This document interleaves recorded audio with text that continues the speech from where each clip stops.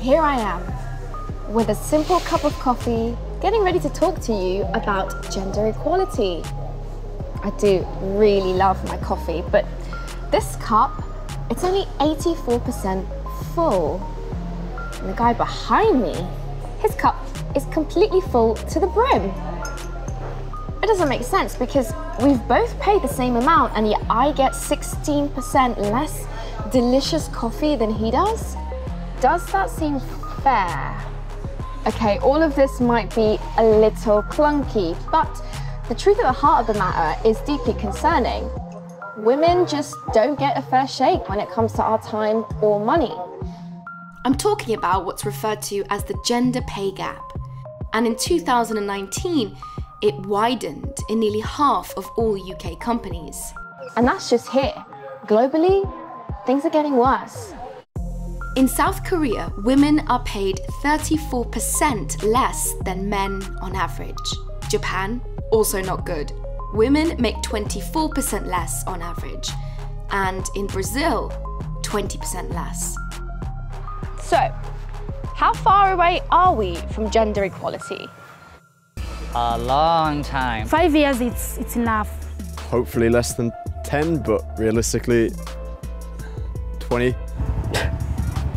I don't think we're ever gonna get there.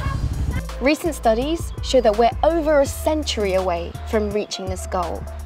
The thing is, there's substantial proof that when gender equality increases, everyone is better off.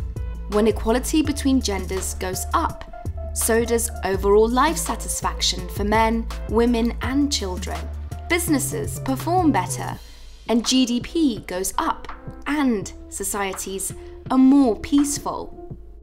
So, why are we so far from reaching this goal? All over the globe, men make more than women for the same jobs. Even in the US, where laws such as the Equal Pay Act of 1963 exist, women earn less than men at every stage of their career, regardless of their level of education. Things get more dire when you factor in race and class backgrounds. For every dollar earned by a white man, Asian women earn 85 cents and white women earn 77 cents. The number is even lower for black women, who earn 61 cents, Native American women who earn 58 cents, and Latina women who earn 53 cents to every dollar. The money trail and the very unequal outcomes point us to something pervasive and hard to budge. I'm talking about the way that political systems are built upon and the way they reproduce deep biases about gender. And this includes reinforcing a strong gender binary. You know, men are assertive and dominant, women are weak and emotional, and so on. These assumptions not only limit women, but also block men from expressing the full range of human emotion. And that also means that trans people, or those who are non-binary, face additional heaps of discrimination. Okay, let's look at how these biases limit a person across a lifespan. Inequality starts very early on. In some cases, before birth. In India, statistics show that there are 63 million fewer women than there should be due to female infanticide, selective abortions, and boys being better fed and cared for. When it comes to schooling, globally, girls are far more likely to be pulled out of school earlier than boys. Around the world, 132 million girls are out of school. When they are in school, they're often harassed, marginalized, and discouraged from certain fields. And when it's time to get a job, more obstacles slow women down. Women in most countries expect less pay from their first job than men. This widens wage gaps from the get-go, and as women get older, it only gets worse. But honestly, for women, you're damned if you do, and you are damned if you don't.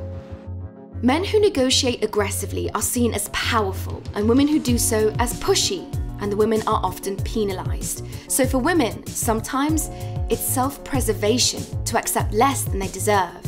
Plus, at home, women bear an enormous amount of unpaid, undervalued labor, often running the household, disproportionately taking care of children, doing chores and keeping the family calendar, all whilst being paid less than their male colleagues. Does that affect a woman's performance at work?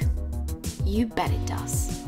Now, performance at work might sound really trivial when you consider some of the challenges women face just to survive. Rape, intimate partner abuse, even death from childbirth, they occur in terrifyingly high numbers all around the world. So, are we surprised that their health, their happiness, their ability to contribute economically, they're all seriously hindered? We know that instituting better laws are a good first step. But surprise, we also don't have nearly enough women in power. Anywhere, political power is an arena where men have the most advantage over women. The truth is, equality is a pretty simple concept, but achieving it, that's really complicated. As it stands, only a handful of countries are even near closing the gender gap. Hint, Iceland's looking pretty good. We need a deeper examination of the intersecting systems of oppression that reinforce inequality. We need more girls in school. We need more access to opportunities and better ones for women to enter the workforce. We need to fairly share the unpaid labour and childcare at home. We need more women leaders. And we need better laws.